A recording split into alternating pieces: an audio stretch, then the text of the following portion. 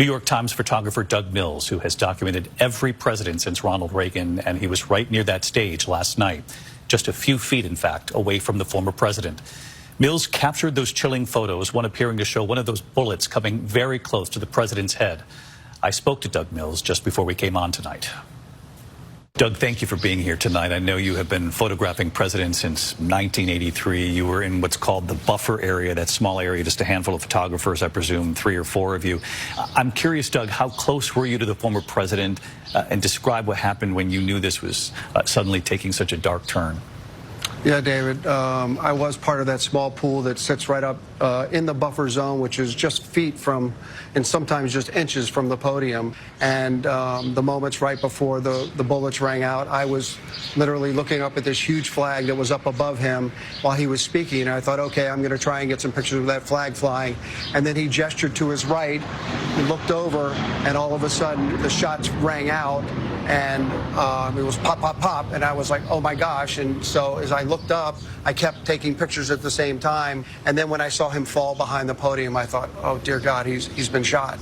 So I immediately ran over to the left and looked around and tried to get my eye on the president where he was. And by the time, in those split seconds, he was already covered and surrounded by members of the Secret Service who were, blanketing him in case the shots were going. And there was complete chaos around us. I couldn't see him. And, I'm thinking, is he okay? What's happened to him?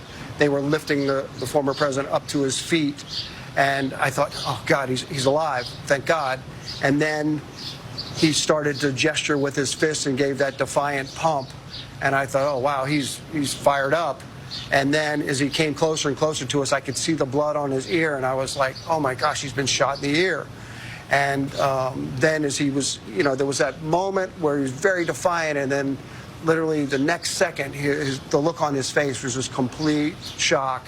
And, just looking out at what all the crowd is out there, and he's seeing everybody scattering everywhere.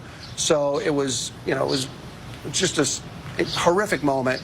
And Doug, we know more than 24 hours later now, you've had a chance to study your images. Could you even believe that you captured that one image of what appears to be, one of those bullets so close to the former president's head? Yeah, David, it was one of those moments. I obviously didn't know it, so we were holding that tent. I was sending my pictures from my Sony camera back to the New York Times, and obviously the first pictures I wanted to send were the ones showing him defiant and coming off and alive. So I sent those, and then it dawned on me, it was like, oh my gosh, I think I was taking pictures while he was, while this whole thing happened, the pop, pop, pop, and when the shots rang out. So I called one of my editors, Jen Mossbacher, and I was like, Jen, I'm sending you images that show him falling after he was hit. And she called me back about 5 minutes, David, and just said, Doug, you won't believe this. And I was like, what? And she said, and I thought I had done something wrong or I had messed something up. And she said, you actually have an image of the bullet passing behind his head. And I got chills. I was completely stunned.